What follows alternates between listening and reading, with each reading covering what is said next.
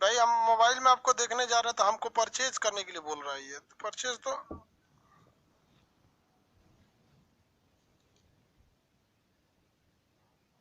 यार ये हम ही को परचेज करने के लिए बोल रहा है।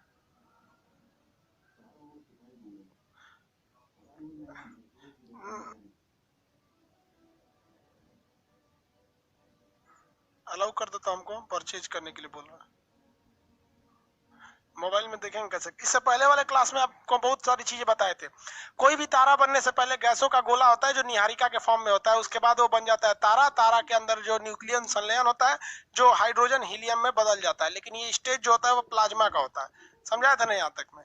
इसके बाद वो क्या होता है, लाल दानव बन जाता है, रेड जॉइंट। इसके बाद डिपेंड करता है, छोटा रहेगा तो श्वेत वामन, उसके बाद चमकना बंद कर देगा तो काला वामन, बड़ा हो जाएगा तो अभिनव तारा। अभिनव तारा के बाद कई चीजें हो सकते हैं, वो न्यूट्रॉन हो सकता है, वो पल्सर या हो सकता है क्वेसर हो सकता है, ब्लैक होल हो सकता है। सबसे ज्यादा घनत्व जो होता है पल्सर या ब्लैक होल का होता है। क्वेसर और पल्सर बहुत तेज घूमते हैं, न्यूट्रॉन तारे पे कोई चार्ज नहीं होता। अभिनव तारा विस्फोटक होता है। श्वेत वामन को जीवाश्म तारा कहते हैं, इसमें आकार बढ़ जाता है। यहाँ तक समझा दिए थे, कल समझा दिए थे आप लोग को ना, आज आगे थोड़ा समझाएंगे। अभी जो शुरुआत का एक हफ्ता आराम आराम से चलेंगे लोग, उसके बाद थोड़ा सा समझते चलिए, आपको क्वेश्चन नहीं छूटेगा। तारे में कोई भी तारा जो होता है किस स्टेज में होता है? प्लाज्मा स्टेज में होता है। किस स्टेज में होता है? प्लाज्मा स्टेज में होता है। हो गया? सब लोग को आ गया ना भाई? किसी को कोई दिक्कत नहीं है? आप लोग का एक बार देख लेते हैं।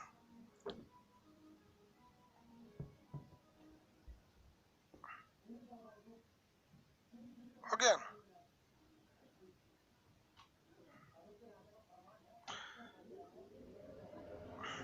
अरे अभी भी है, देखो।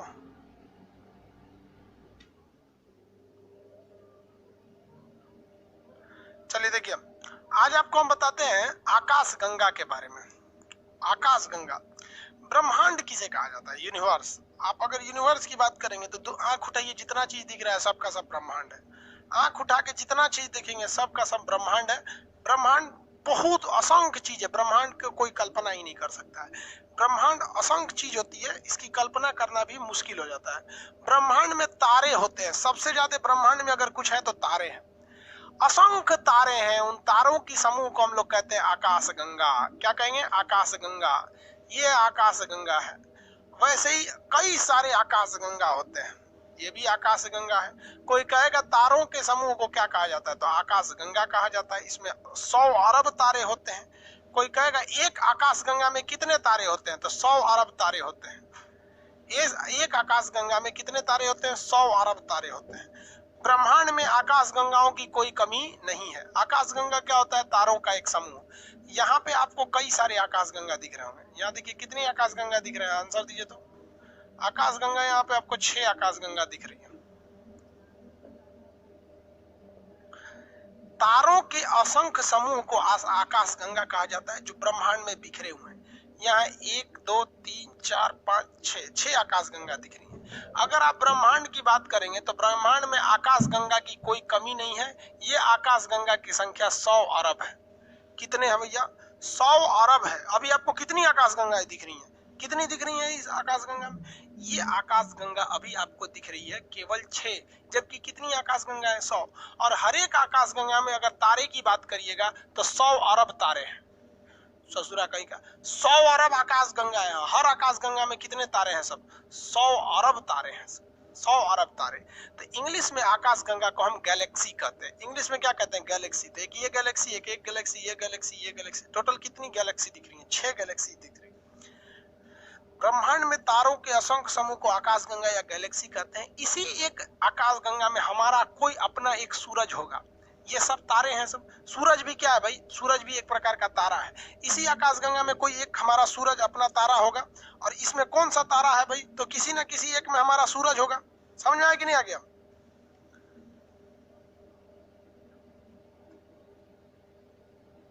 सर इंग्लिश बोल दीजिए तो। अभी गैलेक्सी क्या चाइनीज भाषा है?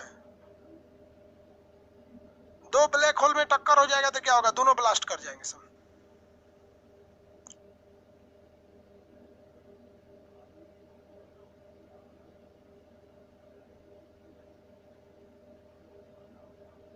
देखिए बहुत ध्यान से,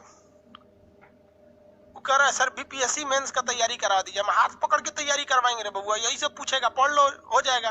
तू लोग लुटाने के लिए अभी किया है, हाथ पकड़ के तैयारी कराएंगे हम आपका। ये सारी की सारी चीजें क्या है, गैलेक्सी है। इसमें किसी एक गैलेक्सी में हमारा अपना सूर्य होगा, कोई एक ऐसी गैलेक्सी होगी जिसमें हमारा अपना सूर्य होगा। मान लीजिए कि हमारा सूर्य इस गैलेक्सी में है, तो ये हमारा सूर्य है भाई, हमारा ये वाली गैलेक्सी सूर्य है, इसमें हम रेड कलर का कर दिए, ये हमारा सूर्य है। छोटा सा है, हम बड़ा कर दिए ताकि आपको दिखाई दे। ये सूर्य है हमारी एक गैलेक्सी में। तो आप बताइए ये जितनी गैलेक्सी हैं, 1 2 3 4 5 6, इन 6 गैलेक्सी में हमारे लिए सबसे इंपॉर्टेंट गैलेक्सी कौन है? हमारे लिए सबसे इंपॉर्टेंट गैलेक्सी कौन हो जाएगा? आंसर देंगे तो इन 6 गैलेक्सी में हमारे लिए सबसे इंपॉर्टेंट गैलेक्सी कौन होगा? नूपुर पांडे 1.4 यूनिट क्या होता है? बेवकूफ, कल समझाए थे, चंद्रशेखर सीमा होता है। 3 नंबर महत्वपूर्ण है।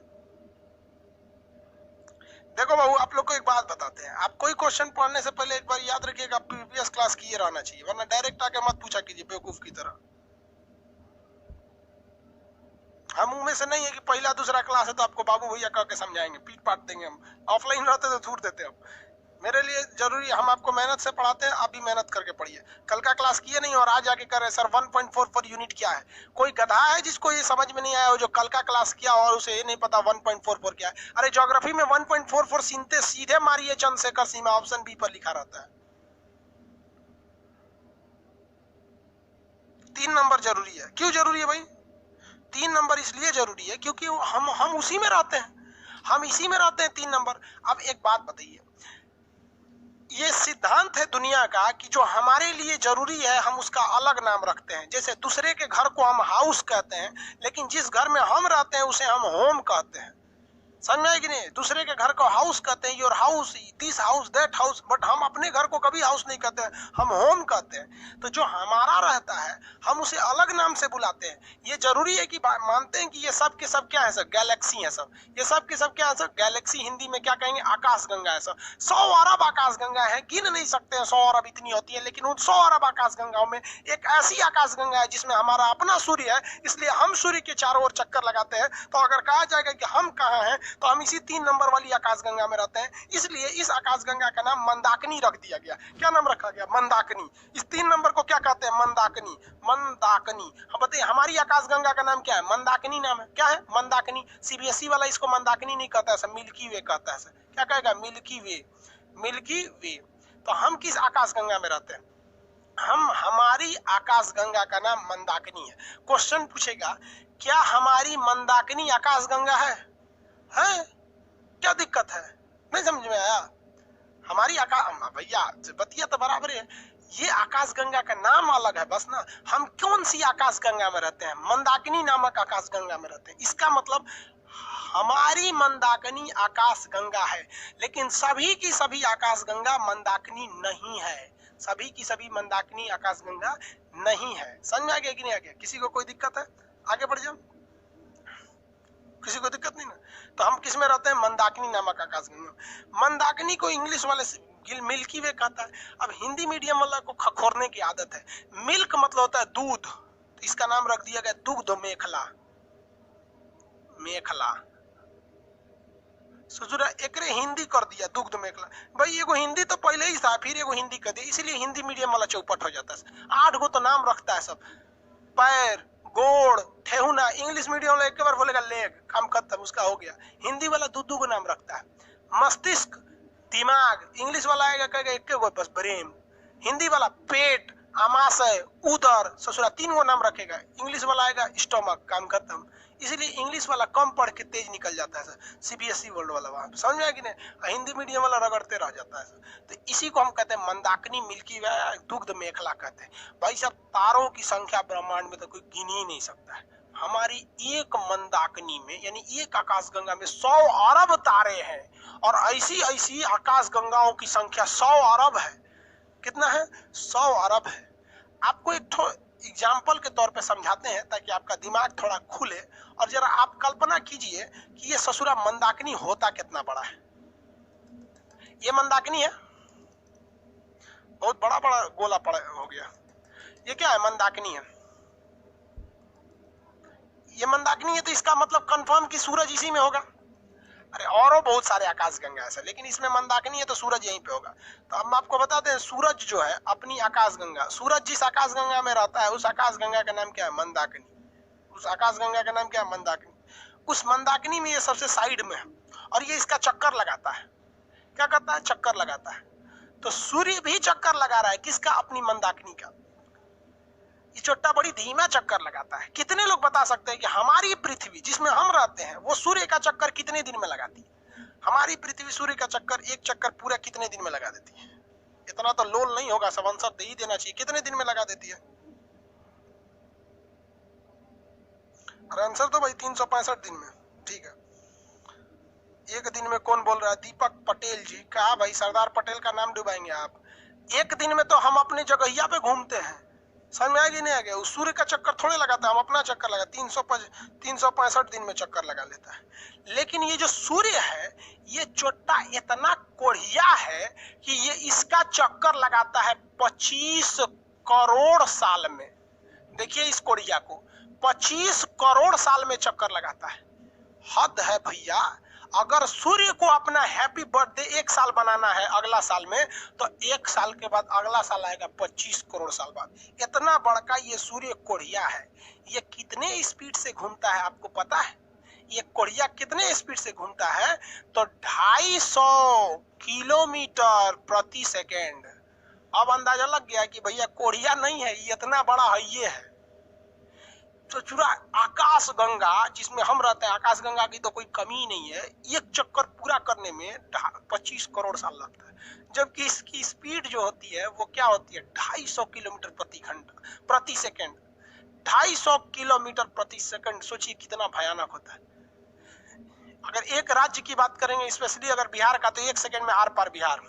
राजस्थान की बात करेंगे 2 सेकंड में राजस्थान आर पार, खत्म कहानी। इतना खतरनाक होता है, इतनी स्पीड से। अब आप साइज का अंदाजा लगा लीजिए। इसीलिए हम जब भी आपसे बोलेंगे एस्ट्रोनॉमी में कुछ समय की बात, तो कुछ समय का मतलब सीधे आप समझिए करोड़ साल बाद। यानी सूर्य को हैप्पी बर्थडे कितने साल बाद आता है? 25 करोड़ साल बाद। इसे हम लोग कहते हैं cosmic year. Cosmic year, cosmic year कितने साल का होता है? 25 करोड़ का होता है। लेकिन हम लोग किसका चक्कर लगाते हैं? सूर्य का। तो उसे हम लोग सोलर ईयर कहते हैं। हम लोग तो सूर्य का चक्कर लगाते हैं, तो सोलर ईयर 365 दिन का होता है। सोलर ईयर 365 डेज का होता है। जबकि कॉस्मिक ईयर कितने साल का होता है? 25 करोड़ साल का। आइडिया लग गया आप लोगों को कितना बड़ा है कितना छोटा है? दिमाग काम कर रहा है ना? 2500 लिख दिए क्या? 250 किलोमीटर प्रति सेकंड होता है जी।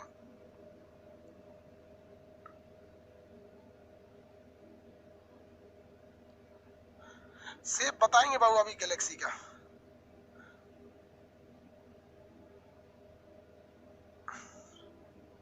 आज बायो का पूरा क्लास नहीं चल पाया था, इसलिए पूरा नहीं। सब ऑप्शन बी ही होता है सर? क्या नहीं रे बाबू, सब बी नहीं होता है।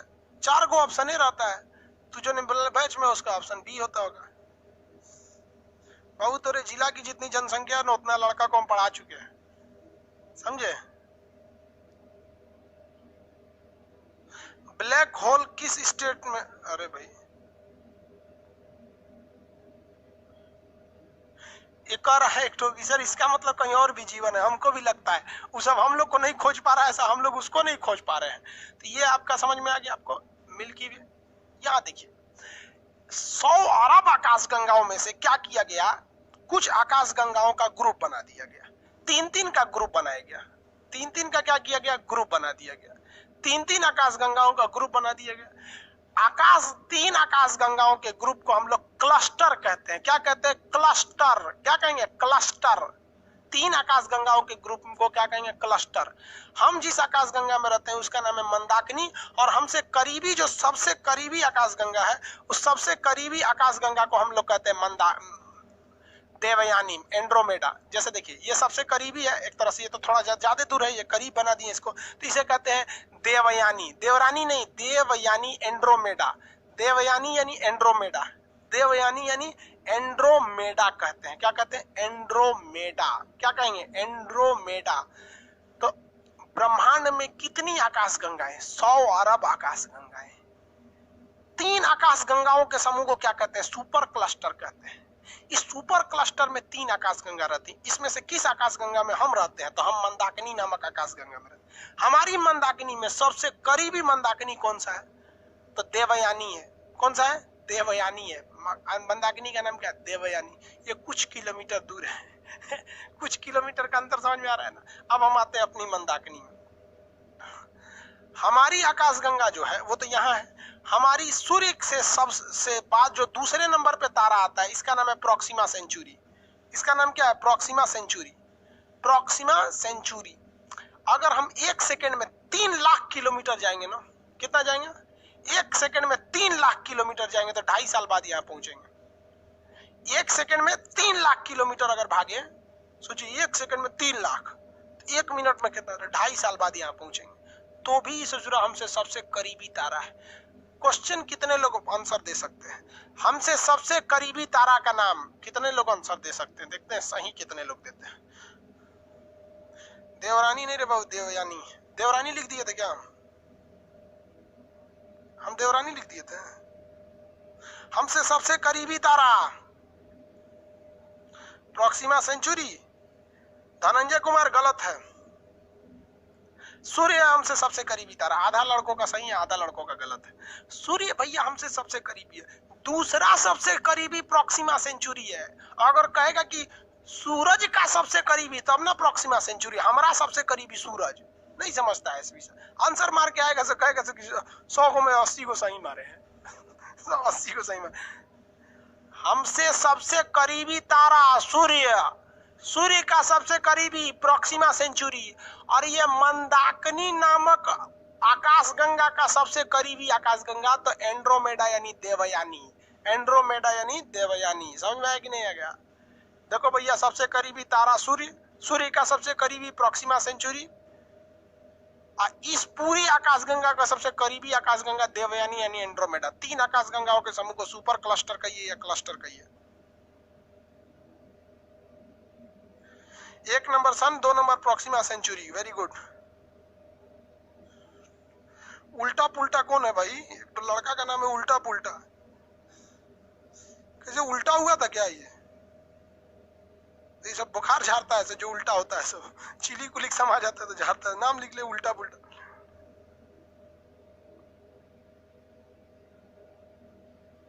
आगे बढ़े।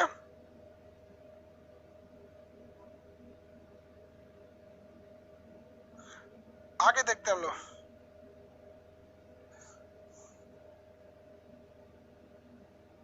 सर आपके क्लास मेन से कैसे उपयोगी होगी बताइए। ये हो गया ना। अब आओ यहाँ पर। ये हमारी आकाशगंगा हो गई। दूसरी आकाशगंगा हम बनाते हैं, थोड़ा बड़ा बनाते हैं। ये हमारी अपनी मंदाकिनी है। हम तो आपको समझने के लिए बता दे रहे हैं, थोड़ा बड़ा बना रहे हैं क्योंकि अब इसमें हमको तारामंडल वगैरह सब बनाना है। ये मंदाकिनी है। ये हमारी क्या है भैया? मंदाकिनी। इस मंदाकिनी में हमारा कौन होगा? सूर्य होगा। मंदाकिनी में हमारा आकाशगंगा है। हमारा जो आकाशगंगा है ना, सर्पिलाकार है। सर्पिलाकार। सर्पिलाकार को अंग्रेजी में क्या कहते हैं? स्पाइरल। स्पाइरल है। स्पाइरल का मतलब क्या होता है भाई साहब? स्पाइरल का मतलब आप थोड़ा समझिए कि अगर हम आपको एक कोई एरिया दे देते हैं, ये एरिया, और इस एरिया में हम कहते हैं कि 100 ताराओं को सजाइए, तो 100 तारा कैसे सज पाएगा भैया? मान के चलिए कि एक एरिया दे दिया हम, इस एरिया में हमको 100 ताराओं को रखना है, तो 100 तारा कैसे? 1 2 3 4 5 6 7 8 9 10 11 12 13 14 15 16 17 18 19 20 50 में भर जाएगा। लेकिन अगर हम इसमें स्पाइरल कर देंगे ना तो उससे ज्यादा भर जाएगा। स्पाइरल का मतलब होता है ना, ओकरे ऊपर एक और, ओ के ऊपर एक और, ओ के ऊपर एक और, ओ के ऊपर एक और, उसी को कहते हैं स्पाइरल हो गया। कोई भी चीज क्या हो गया? स्पाइरल। स्पाइरल समझते? स्प्रिंग देखें, स्प्रिंग, स्प्रिंग स्पाइरल होता है। आप स्प्रिंग को रखिएगा ना तो एक के ऊपर एक होते हैं सब, एक के ऊपर एक, एक के ऊपर एक। तो ये जो आकाशगंगा है ना, तो ये मत सोचिएगा कि अगर यहाँ तारा है तो यहाँ एक दूसरा नहीं है, यहाँ पे एक और हो सकता है, बस हाइट का अंतर देके, हाइट का अंतर देके। मतलब कहने का सेंस है कि तारे एक प्लेन में नहीं है, तारे ऐसे भी हैं, फिर उसके ऊपर दूसरा लेयर है, फिर उसके ऊपर दूसरा लेयर है, फिर उसके ऊपर दूसरा लेयर है, यानी एक के लेयर में नहीं है, लेयर दर लेयर है सब। इसी को कहते हैं स्पाइरल। क्या कहते हैं? स्पाइरल। तबे ना इतना में बहुत ज्यादा हट गया है सब। तो तारे क्या हमारे कहेगा आकाश गंगा का आकार कैसा है, तो आकाश गंगा का आकार स्पाइरल है। आकाश गंगा का आकार कैसा है? स्पाइरल। किसी को कोई दिक्कत नहीं। आकाश गंगा का आकार कैसा है? स्पाइरल है, सर्पिलाकार है।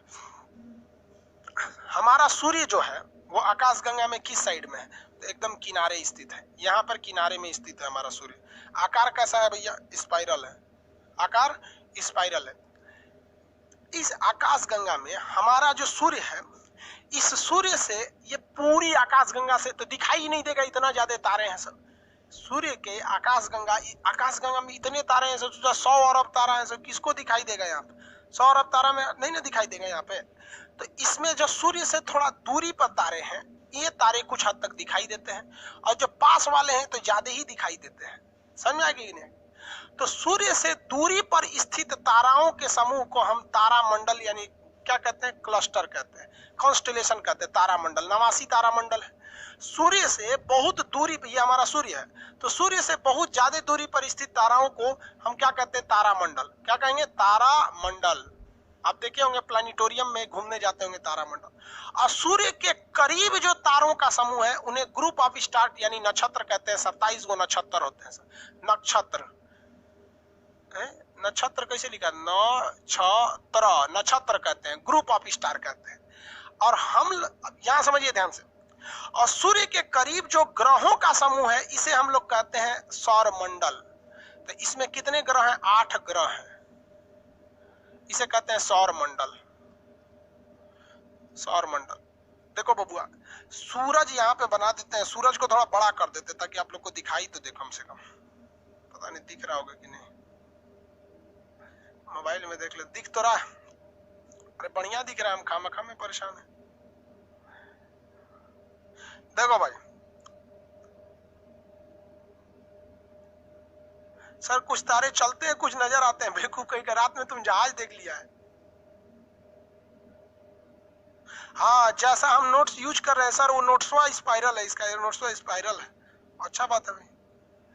देखिए, सूर्य के एकदम करीब जो ग्रह हैं उनकी संख्या 8 है, इन्हें हम सौर मंडल कहते हैं। इसी 8 में एक हमारा पृथ्वी है। सूर्य से थोड़ी दूरी पर स्थित 27 तारों का कुछ ग्रुप है जिन्हें हम नक्षत्र कहते हैं। सूर्य से ज्यादा दूरी पर स्थित जो है उनको हम लोग क्या कहते हैं?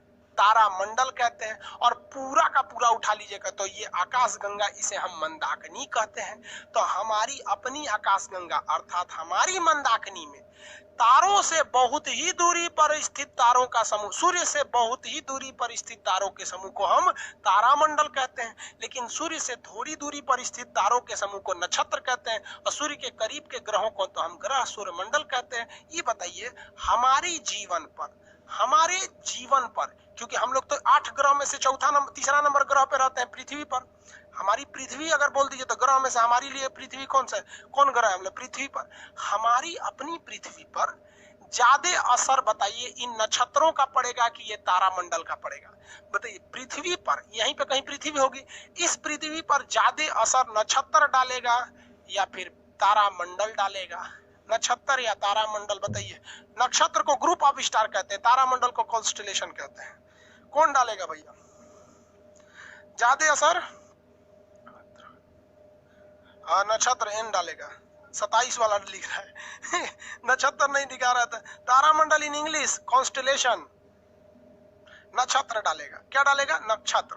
कितने लोग बता सकते हैं कि ज्योतिष क्या कहलाता है? केवल इस 27 को पढ़ लीजिए तो ज्योतिष कहलाता है। तो जो एस्ट्रोलॉजी यानी ज्योतिष विज्ञान पूरे अंतरिक्ष विज्ञान का एकमात्र हिस्सा है। जितने ज्योतिष के विद्वान लोग घूम रहे हैं ना, वो केवल इस 27 को पढ़े हैं। ये केवल 27 को पढ़े हैं। और हम देखिए आपको क्या क्या पढ़ा रहे हैं। हम आपको ब्रह्मांड पढ़ाया, आकाश गंगा बताए, ससुरा क्लस्टर बताए, उसके अंदर आकाश गंगा, मंदाकिनी, नक्षत्र ये पढ़ाए। तो हमारा कोई वैल्यू नहीं है। और ज्योतिष बन के अपने को हीरो समझता है। अरे भैया, ज्योतिष कौन ची है रे तू? ससुरा ये 27 गो नक्षत्र में पढ़ लिया तो अपने आप को बहुत बड़का ज्योतिष समझ रहा है। तो हम तो ज्योतिष का बड़का ज्योतिषा है। हम तो नहीं समझ में आया। ज्योतिष बोल, अरे 27 को पढ़ लिए, नक्षत्र ज्योतिष। ज्योतिष से पूछेगा ना कि तारामंडल बताइए ना, उर्सा मेजर, उर्सा माइनर, बृहद, सप्तऋषि, सब नहीं पता है उसको। केवल ये 27 को पढ़ लीजिएगा, पूरा पढ़िएगा तो एस्ट्रोनॉमी, खाली 27 पढ़िएगा तो ज्योतिष, एस्ट्रोलॉजी दोनों पढ़ा दें कि एक को पढ़ाएं? बोलो बबुआ, ज्योतिषो पढ़ा दें? ज्योतिषाचार्य हैं आप। अरे भाई ज्योतिष हुए 27 को पढ़िए, अब आपका बुद्धि काम नहीं कर रहा है। ये ना 27 को नक्षत्र होता है, लोग कहते हैं ना कोने नक्षत्र में पैदा हुआ है, काहे ना कहते हैं कोने तारामंडल में पैदा हुआ है। तारामंडल में कहां से पैदा हो जाएगा? हाँ दोनों देखा, ज्योतिष का ज्यादा झगड़ा है, ज्योतिष सब कर रहा, दोनों पढ़ा दीजिए। अरे बाप रे बाप, इसलिए ज्योतिष का ये सब भागले हैं सब, यहाँ पे दोनों पढ़ा दीजिए।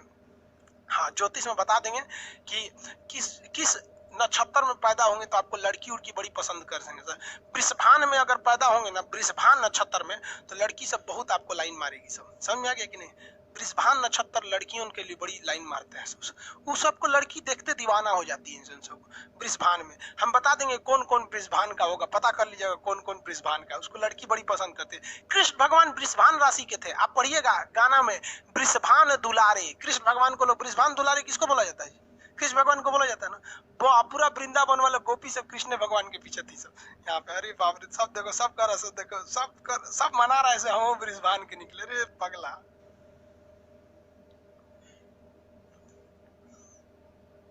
ये वो कह रहा है अभिषेक कुमार सर बीपीएससी नहीं निकला तो ज्योतिष बन जाएंगे लोग। अच्छा हाल है भाई, अभी से ये बैकअप से लेके चल रहा है। चलिए देखो भाई, आगे देखते हैं हम लोग, सब ऐसे पगला देगा सब। 27 तो नक्षत्र होता है। पहले ग्रहों की संख्या कितनी थी? कितने लोग बता सकते हैं? पहले ग्रहों की संख्या थी 9। आपको हम नक्षत्र का बताते हैं। नक्षत्र ज्योतिष में बहुत पहले से, जब कृष्ण भगवान उत्तर प्रदेश का मथुरा छोड़कर गुजरात के द्वारका चले गए थे तो गोपियां परेशान हो गई थी सब। और गोपियों ने कहा था कि नखद वेद ग्रह जोड़कर अधिकर अबसो बनत उसे खाए, मतलब जितने नक्षत्र हैं उसे जोड़ दीजिए। तो नक्षत्र कितने भैया? 27। उन्होंने क्या कहा था? नखद वेद ग्रह जोड़कर। नक्षत्र कितने हैं? 27। वेद कितने हैं? 4। ऋग्वेद, सामवेद, यजुर्वेद, अथर्ववेद, 4। नखद वेद ग्रह, ग्रह कितने हैं? तो उस समय ग्रहों की संख्या 9 थी भैया। आज ना 2006 में 8 हो गए सब। तो नखद मतलब नक्षत्र, वेद ग्रह जोड़कर, जोड़िए तो सब जोड़िए तो कितना हो गया? 40 हो गया। 40 ना हो गया जी? 27, 4, 31, 40। अधिकर, अब इसको आधा कीजिए, 40 का आधा करेंगे 20। अब जो बनत उसे खाए, क्या बन गया? 20। 20 मतलब होता है जहर। 20 मतलब क्या होता है? जहर।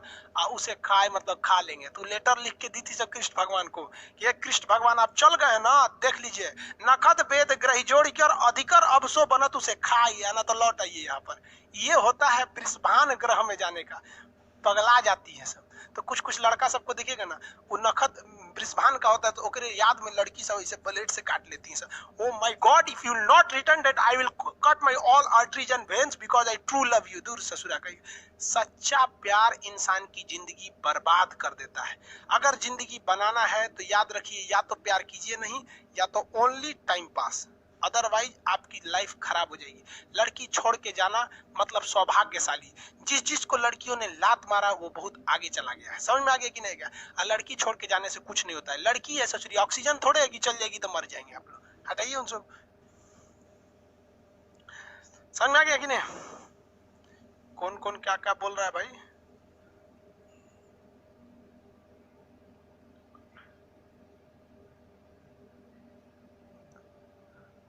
चलो भैया, इतना समझ में आ गया। बता,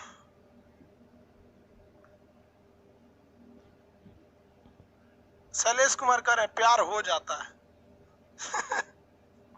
हो जाता है, जिसके पास टाइम रहता है उसी को होता है।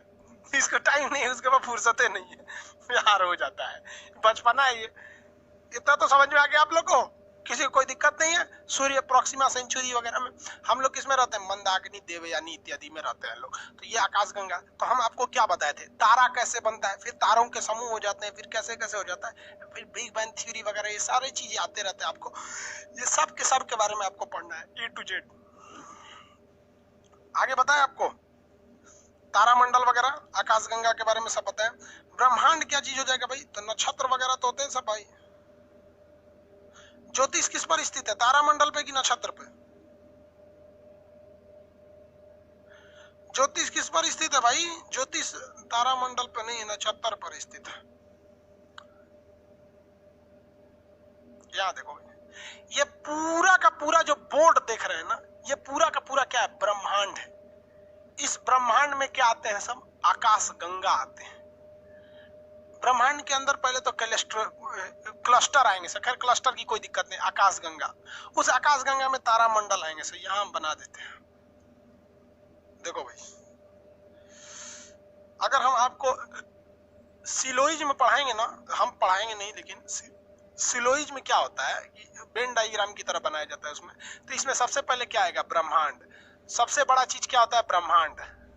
इस ब्रह्मांड के अंदर अगर आप देखिएगा तो इस ब्रह्मांड के अंदर क्या आएंगे सब, असंख्य आकाश गंगा आएंगे सब, आकाश गंगा, आकाश गंगाओं की संख्या बहुत ज्यादा है, असंख्य आकाश गंगा आएंगे।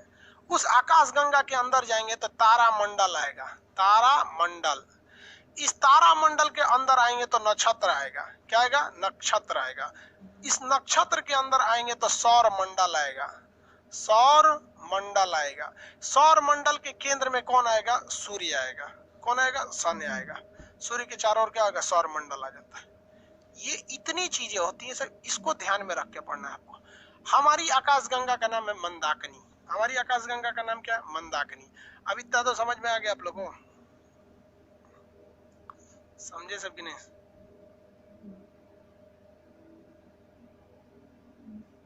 नक्षत्र ग्रुप ऑफ स्टार आकाशगंगा का चक्कर लगाते हैं। सूर्य किसका चक्कर लगाता है, आगे बढ़े, सूर्य किसका चक्कर लगाता है, आंसर बताइए फटाफट। सूर्य किसका चक्कर लगाता है, अरे भैया सूर्य अपनी आकाशगंगा का चक्कर लगाता है। सूर्य किसका चक्कर लगाता है, अपनी आकाशगंगा का चक्कर लगाता है। समझा कि नहीं का? और हम किसका चक्कर लगाते हैं, सूर्य का चक्कर लगाते हैं। सूर्य के पीछे सूर्य भागता है तो वो हमको भी खींच के लेकर भागता है। सूर्य क्या करता है, हमको भी खींच के लेकर भागता है, लेकिन पता नहीं चलता हम लोग को। सूर्य चक्कर लगाता है आकाशगंगा का। अब कुछ एक से एक लोल वैज्ञानिक हुआ है सब। वैज्ञानिक लोल देखिए कौन कौन लोल वैज्ञानिक, यहाँ आपको 4 सिद्धांत पढ़ना है, टालमी, कोपरनिकस, केपलर और हब्बल। एक तारा सिद्धांत, द्वितारा सिद्धांत और उसके बाद से बिग बैंग थ्योरी। ये हमारा सूर्य है, सूर्य है,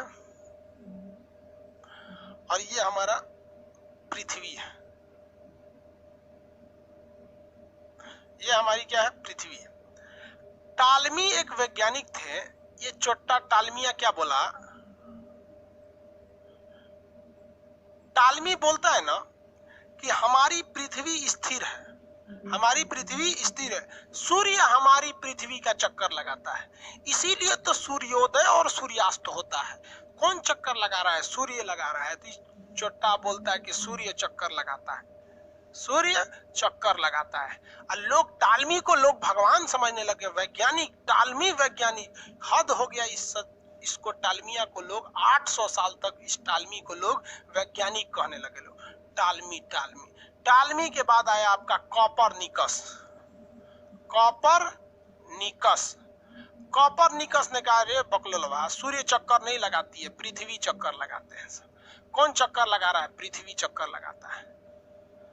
कौन चक्कर लगाता है, पृथ्वी। तो पहली बार किसने बोला था, कोपरनिकस। उसके बाद आया केपलर। केपलर ने कहा कि पृथ्वी जो चक्कर लगाती है वो गोला पे चक्कर नहीं लगाती है, अंडाकार रास्ता पे चक्कर लगाती है, तो ये गोला पे चक्कर नहीं लगाती है। तो कोपरनिकसवा बोला था गोल गोल चक्कर लगाती है, कहा कि ना ना गोल गोल नहीं लगाती है, ये इलिप्टिकल लगाती है। इलिप्ट मतलब होता है दीर्घवृत्त। कैसा चक्कर लगाती है, दीर्घवृत्त पर चक्कर लगाती है। कैसा चक्कर लगाती है, दीर्घवृत्त पर आता है। आए गैलीलियो, गैलीलियो, गैलीलियो ने दूरदर्शी बनाकर इसे क्या कर दिया, प्रूफ कर दिया कि देख भैया ये सब सही बोल रहा है, सब सिवाय टालमिया का। तो सबसे बड़ा लोल कौन था, टालमी था। बताओ, पगला बोलता है कि पृथ्वी, इसीलिए तो सूर्यास्त और सूर्योदय होता है। चक्कर कौन लगाता है, पृथ्वी किसका चक्कर लगाती है, सूर्य का चक्कर लगाती है सब। कोपरनिकस, एक तो लड़का को एक टीचर बता दिए थे ना ये कॉपरनिकस का ग्रीक नाम कैपलर है, दोनों एक का नाम है। अरे भाई दोनों अलग अलग थे, एक ही नाम दोनों नहीं है। समझ में आ गया आप लोग को? अब इसके बाद आए थे हब्बल। हब्बल ने जो दूरदर्शी बनाया, ये अंतरिक्ष में भेज दिया दूरदर्शी को, अंतरिक्ष दूरदर्शी दूरबीन। ये दूरबीन जो बनाया इन्होंने पूरी की पूरी दूरबीन में अंतरिक्ष में भेज दिया। गैलीलियो जो बनाया ये पृथ्वी पे बैठ के अंतरिक्ष को देख रहा था। हब्बल क्या किया, अंतरिक्ष में दूरबीन में बैठ के उससे सिग्नल मंगाने लगा। तो कहेगा हब्बल क्या है? तो हब्बल एक टेलीस्कोप है, जिस टेलीस्कोप की मदद से हम पृथ्वी पर रहते हुए भी अपनी आकाश गंगा को देख सकते हैं। और उससे देखने के बाद पता चला कि सारे तारे एक दूसरे से दूर जा रहे हैं, अर्थात ब्रह्मांड का आकार अभी बढ़ रहा है। क्वेश्चन पूछा हुआ है कि हब्बल क्या है? तो हब्बल एक दूरबीन है जिसे अंतरिक्ष में छोड़ा जा चुका है। इस दूरबीन का निर्माण एडविन हब्बल नामक खगोलवेता के नाम पर पड़ा है। हब्बल ने बताया था कि ब्रह्मांड अभी और विस्तारित हो रहा है, बढ़ रहा है। दुनिया में सबसे बड़ा चीज क्या हो जाएगा भैया? तो ब्रह्मांड हो जाएगा। सब चीज ब्रह्मांड के अंदर ही आते हैं, इसीलिए इनको ब्रह्मांड कहा जाता है ना। ब्रह्मांड को बनाया था ब्रह्मा जी, उन्हीं के ऊपर मूर्ति मंदिर उंदिर नहीं है, विवाह कर लिए थे, वो एगो श्राप व्राप लग गया था उनको। चलिए यहाँ देखिए ध्यान से, इतना तो आप लोग को समझ में आ गया। किसने बोला कि पृथ्वी चक्कर लगाती है? सबसे पहले किसने बोला कि पृथ्वी चक्कर लगाती है? सबसे पहले किसने बोला पृथ्वी चक्कर लगाती है भाई? सबसे पहले बताया था कॉपरनिकस ने, लेकिन ये गलती कर दिया था। इसने बोला था गोला पे चक्कर लगाती है, केपलर ने बोला दीर्घवृत्त पे चक्कर लगाती है। केपलर का सिद्धांत आपको फिजिक्स में पढ़ाएंगे। गैलीलियो ने सिद्ध कर दिया था कि पृथ्वी पर चक्कर लगाती है। हब्बल ने क्या बोला था? अंतरिक्ष दूरबीन है, और इसने बोला कि ब्रह्मांड विस्तारित हो रहा है। ब्रह्मांड क्या हो रहा है? विस्तारित हो रहा है। टालमी बकलोलवा, टालमी बोला था कि सूर्य चक्कर लगाता है। टालमिया तो लोल था। बालकृष्ण महतो, टालमिया तो बोला था कि सूर्य चक्कर लगाता है, तो लोल था। ये टालमिया कॉपरनिकस, कई तो को कॉपरनिकस लिखने नहीं आ रहा है ना, तो दू लिख दिया। कॉपरनिकस की जगह पे दू। केपलर ने ग्रहों की गति का सिद्धांत दिया और उसने बताया था कि दीर्घवृत्त पर चक्कर लगाते हैं। हमसे सबसे करीबी आकाशगंगा कौन है? आंसर दीजिए। हमारा सबसे करीबी आकाशगंगा कौन है? आंसर दीजिए। हमारा सबसे करीबी आकाशगंगा कौन है? केपलर? आदमी का नाम है एंड्रोमेडा। वही देवयानी या एंड्रोमेडा। हमसे सबसे करीबी तारा बोलिए, हमारा सबसे करीबी तारा। हमसे सबसे करीबी तारा, सबसे करीबी तारा हाँ सूर्य। सूर्य से सबसे करीबी तारा प्रोक्सिमा सेंचुरी। सूर्य से सबसे करीबी तारा हो जाएगा प्रोक्सिमा सेंचुरी। सूर्य से सबसे करीबी तारा प्रोक्सिमा सेंचुरी हो गया। सूर्य से सबसे करीबी तारा प्रोक्सिमा सेंचुरी। दूरबीन और टेलीस्कोप में क्या अंतर है भाई? दोनों एक ही चीज है। तो जो टेलीस्कोप होते हैं सब बहुत दूर तक दिखाई दे देते हैं। टेली मतलब होता है दूर, स्कोप मतलब देखना। हिंदी में उसी को कहते हैं दूरबीन। नक्षत्र में कितने तारा समूह होते हैं? नक्षत्र की टोटल संख्या बताएंगे। नक्षत्र की टोटल संख्या, नक्षत्र की टोटल संख्या, नक्षत्र की टोटल संख्या 27। तारामंडल की संख्या 89, 89 तारामंडल है। तारामंडल की संख्या 89 है।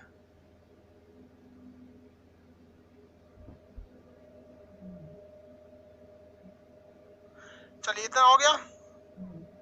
अब इसको आज के लिए इतना ही रहने देते हैं, कल बताएंगे आपको, ठीक है? अब ज्योतिष वगैरह सब पढ़ने के लिए रेडी रहिए। ज्योतिष में ज्योतिष वगैरह, ज्योतिष तो सिंपल है यार, तो हम आपको पढ़ाइए देंगे। ज्योतिष सिंपल है, E27 को पढ़ा देंगे तो ज्योतिष हो जाएगा। जब ज्योतिष पढ़ लीजिएगा ना सब समझ में आ जाता है आप लोग को। ज्योतिष में कहते हैं ना कि शनिचर के दिन बाल नहीं कटवाना चाहिए। समझ में आ गया? आपको कंसेप्ट नहीं पढ़ाता है। शनिवार के दिन किसी भी काले चीज को नहीं मिटाना चाहिए, क्योंकि नक्षत्र में सबसे खतरनाक आपके ग्रह में शनि भगवान आते हैं, क्योंकि नक्षत्र सीधा देखता है ग्रहों को और ग्रह देखता है पृथ्वी पर। तो जैसे कहते हैं शनिवार के दिन कोई भी काले चीज को नहीं मिटाना चाहिए, क्योंकि शनिवार के दिन अगर काले चीज को मिटा देंगे तो शनि भगवान गुस्सा हो जाते हैं। समझ में आगे कि नहीं आगे? किसी को कोई दिक्कत नहीं है? आगे बढ़े, चलिए नेक्स्ट क्लास कल करेंगे, आज के लिए इतना ही।